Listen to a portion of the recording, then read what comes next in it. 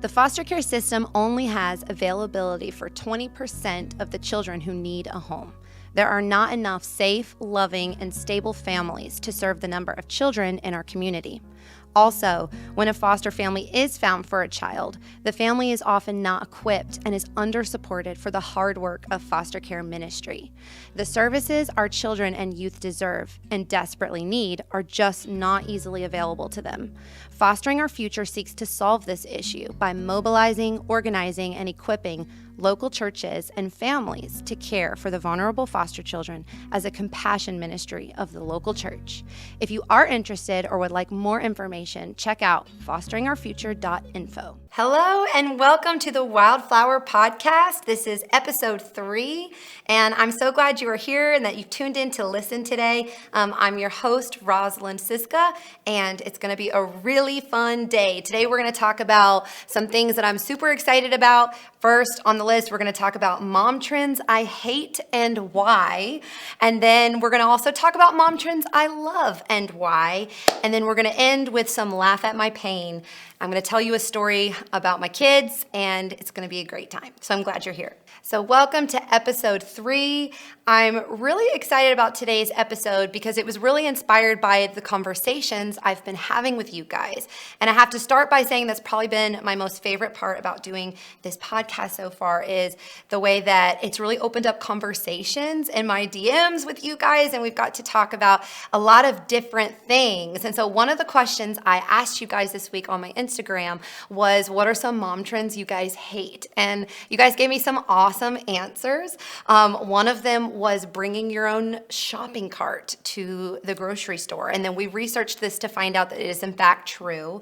Some people are purchasing like collapsible buggies and then they're taking them to the store. And so we all talked about how that made no sense. You guys said some other good things too. I wrote a couple of them down. One of them was complaining about your husband and saying that they're like as bad as your kids are. I thought that was a really good one. And then this one, talking bad about your kids. So I loved hearing from you guys, and I really enjoyed all the conversations we had. So from that, I decided to come up with my own that were ones that I really can't stand. So I came up with 2, which I will say that even kind of surprised me. I was kind of happy that I could only think of 2 things, and then I could think of 3 mom trends that I love. So I feel like there's a lot more about millennial moms that I love than I don't. But anyways, we're going to get into both of those things today. So we'll start off with the mom trends that I hate. So the first one is mom shame culture.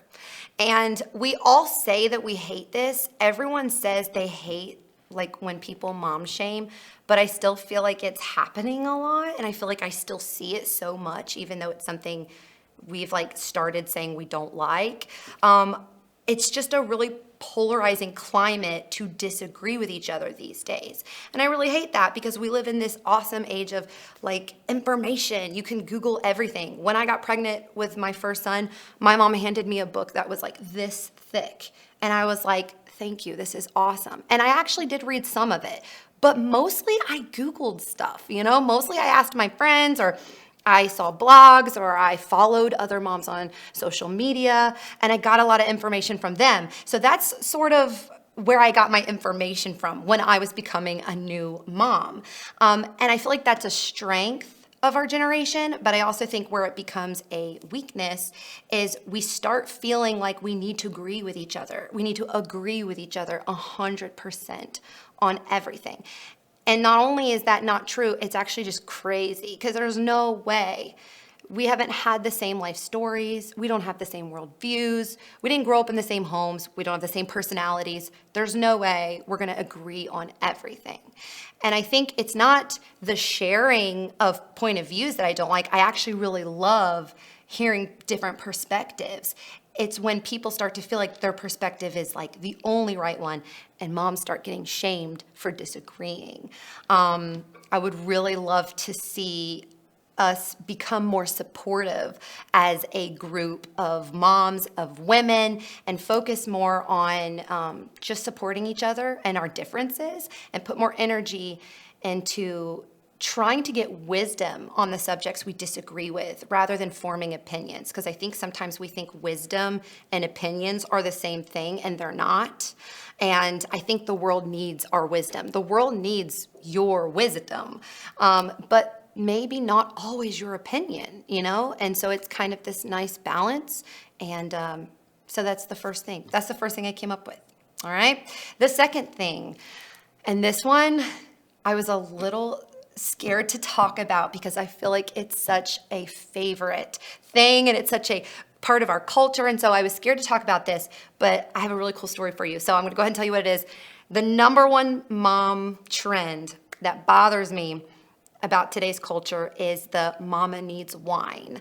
It's the wine culture. So I want to preface this conversation with two things.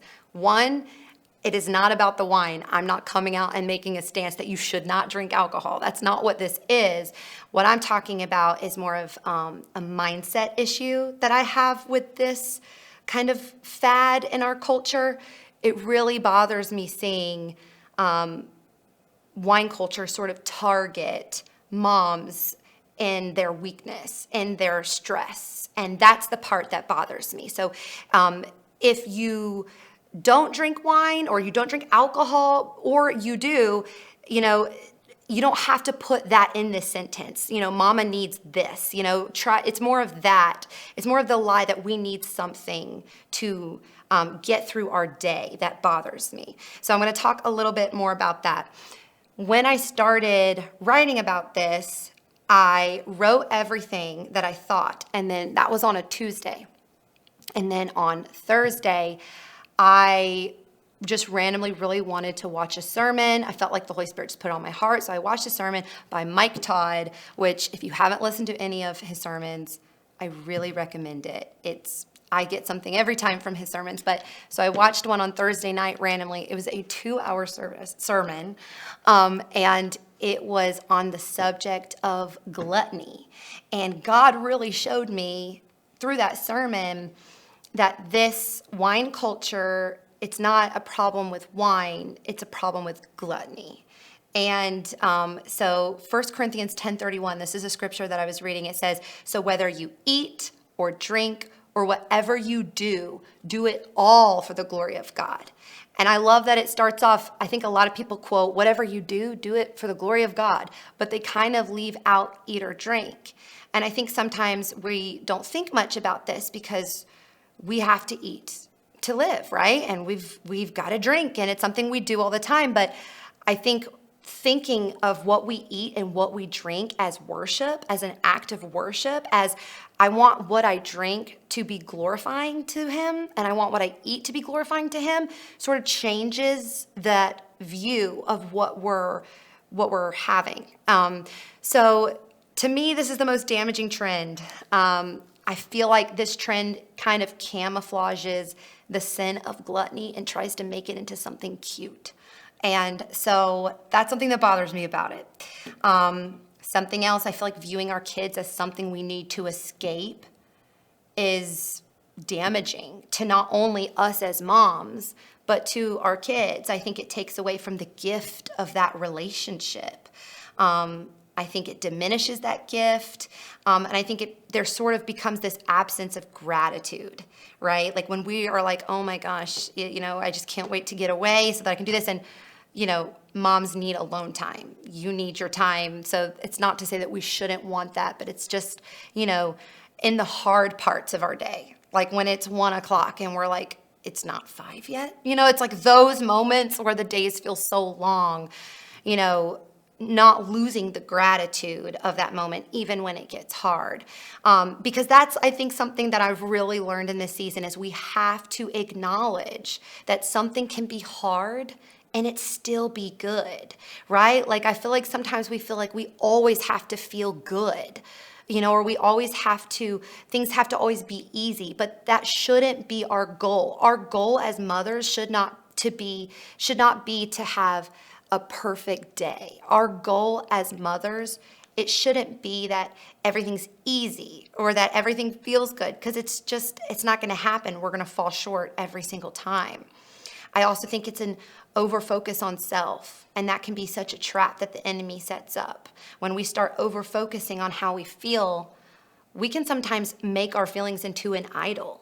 Like that can become idolatry when we start, thinking more about how we feel about a moment instead of trying to stay plugged in to what God's doing in a moment. And so to me, wine culture plays on the mindset, this is so hard. And it is so hard, but a substance can't be our answer. It doesn't mean the substance is bad. It's just, I think the mindset in which we go into that time with the substance is really important. I think wine culture can sometimes encourage moms to numb rather than face what's difficult in life. And, I get it. I think everyone, if alcohol isn't what you use to do that, we're all trying to feel better. And I think that this sort of plays on that. And so that's why it really bothers me. I wrote down, we have to face the difficulties of the day and pursue God's joy and peace, not superficial fixes. And I say pursue because I think it's something we have to be intentional and actively doing during the day. It's not going to always come to us naturally and easy on the hard days, but if we remember that we can do this. And I want to say this to you. You have everything inside of you that you need to be an amazing mom. You don't have to be perfect. You don't have to have everything figured out. I was talking to someone the other day, and she was talking about how she can't wait to be a mom, and she really looks forward to it, and she really hopes she's a good one. And I told her that sentence alone tells me you're going to be an amazing mom, because I feel like the heart of being a mom is just wanting to do right by your kids. And so remember, on the hard days, you can do hard things. I say that to my son all the time. He's in speech therapy, all different kinds of speech therapy right now. And some days when we go to therapy are so hard and we leave feeling tired, and then some days are really good and we leave on cloud nine feeling like we made huge strides and huge progress. But either day that we leave, I love to just give him a big hug and tell him, you can do hard things. It doesn't have to come easy to you. That doesn't mean you can't do it. And some things in life that we work the hardest for are going to give us the biggest rewards, the biggest fulfillment. So motherhood is hard. You don't have to be perfect to do it well. And you have everything inside of you that you need to do this. The second thing, too, out of that I wrote is anything that offers you peace that isn't God or isn't from God might be a wolf in sheep's clothing. So we have to be looking for that in our lives. If we're running to something for peace, the Bible tells us that He is the Prince of Peace. So we know that peace comes ultimately from God. And so if something is telling us that it can give us more peace than Him, it's a lie. And we need to be able to call that out and see that that's the enemy trying to lie to us and trying to get us distracted from the main thing. And then the last thing I wrote about this is, if we are intaking food or drink to soothe, cope, or get through the day, we have dethroned God and we've turned our feelings into an idol. So I just encourage you to maybe look into your own heart and sort of see if this is something that resonates with you. If it does, awesome. If not, that's cool. Share it with a friend if you think it will. Anyways, motherhood, it's not easy and it's not for the faint of heart, but just remember you have everything in you to do this, and God has equipped you perfectly to be an amazing mom to your kids. Something I love about my 3 kids is every now and then they say something or do something that's unique, and I know exactly what to say to them. And in those moments, I always think to myself, that's why God made me your mom, because maybe someone else wouldn't have got the way you just thought, but I get it, And with my son, he's 4 years old, but he's he struggles with speech. So he's at this point considered nonverbal. And he's making huge strides and he's doing so well. But if you talked to him and you didn't know him, you probably wouldn't know what he was saying. So he's working hard. But what I love about that is not for a moment with my son have I ever questioned why I'm his mom. Like, it's like I know that with all of his struggles, like I am like that custom person for him.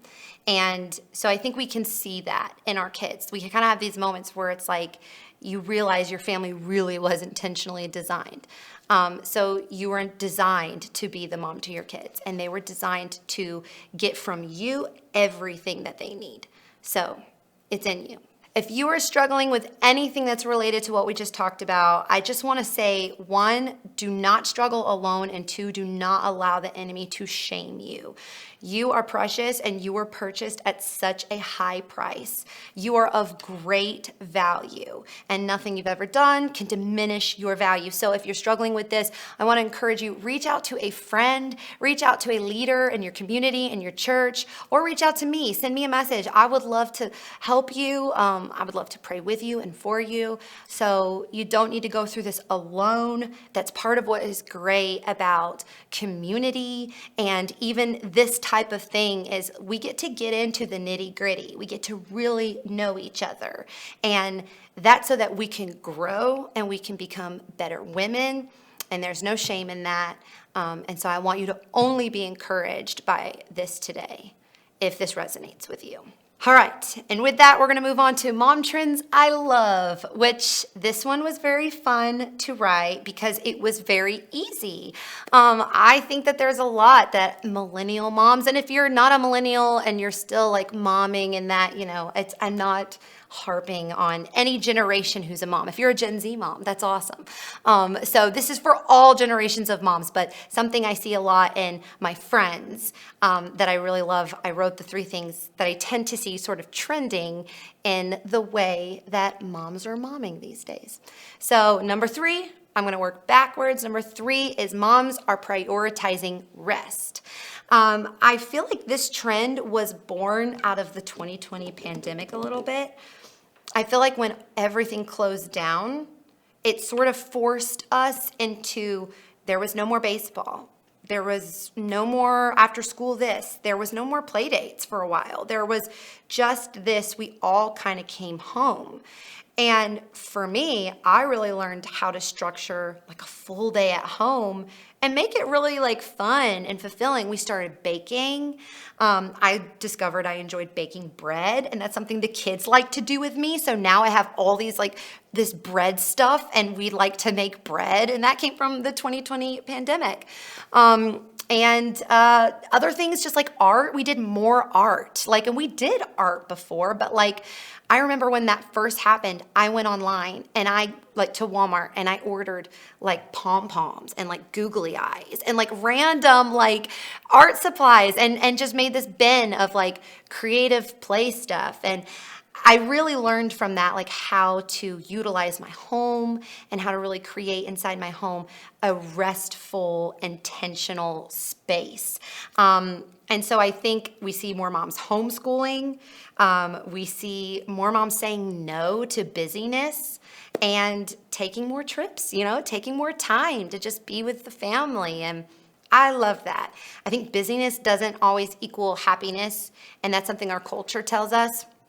But I see parents and I see moms really hitting the brakes and finding a lot of joy in that rest. So that's a mom trend that I'm loving.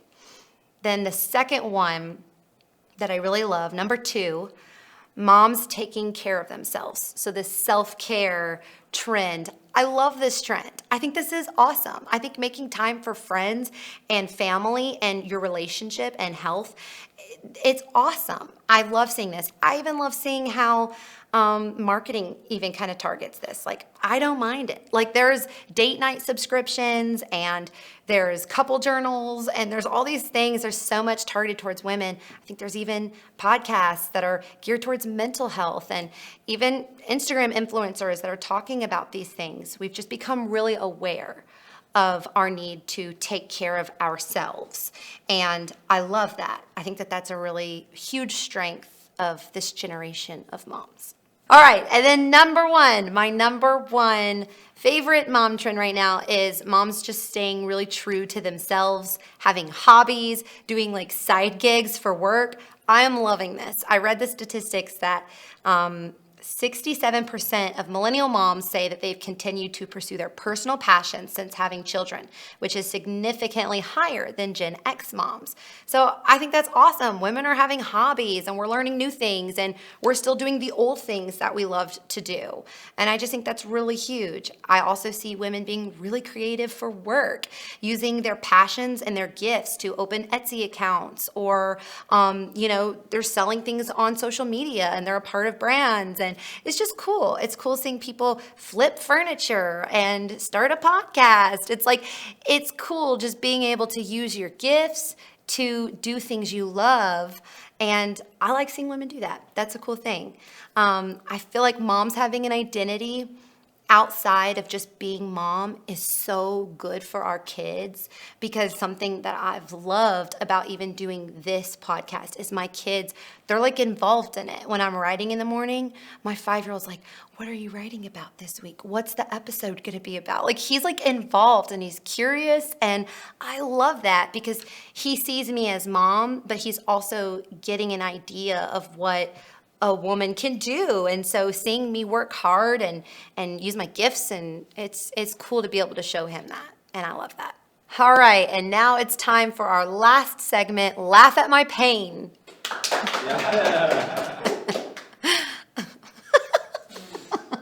It's going to be hard to top last week. If you didn't hear last week's Laugh at My Pain, you should go listen to it. It's one of the, I don't know if it was embarrassing for me or my son. It was a really big story. So go listen to the last week's if you didn't hear it. But this week, okay, this one is about my son Wilder. He's 5 years old. And oftentimes when we get in the car to go somewhere, he's like, oh, Mom, can we get a donut? And I've started telling him, son, every time we leave the house, we can't get a donut, just because we leave the house. We have to, have some boundaries and some self-control. So we're not going to get a donut every single time. So he's like, all right. So, trying to teach him discipline. And so the other day, I pull into the Starbucks line.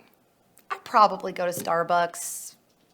I'm not even going to say how much, to be honest, because I feel like I will get super judged for that. But I go to Starbucks probably too much, especially right now, because we're kind of in this transition mode. So I'm like, I need more coffee. It's probably not true, but it's what's happening. So I go to get coffee. I pull into the line the other day, and my son from the back seat, my 5-year-old's like, Mom, what are we doing at Starbucks? And I'm like, we're going to get coffee. And he's like, Mom, just because we leave the house doesn't mean you need another cup of Starbucks. And I literally was just like, I just got roasted by my 5-year-old son. And he's literally calling out my lack of discipline. So I was like, well, this is different. And he was like, no, it's not different. I'm like, it's different. And then we were at the time to order. So I was like, can we talk about this in a minute? And I ordered. And if I'm being honest, I just never brought it back up. I'm kind of hoping that one goes away. But it's kind of cool when you teach your kids about things, they start seeing you do it. And I guess it's a good thing. He's learning discipline. But I got a little roasted by my 5-year-old the other day. So I hope you enjoyed today. Thank you so much for watching this video. Today we talked about mom trends I hate, mom trends I love, and my son Wilder. I really appreciate you just being here with me today. I hope you enjoyed it. I hope you got something out of it. If you did enjoy today's content, go over and follow me on Instagram because I post content like this all the time.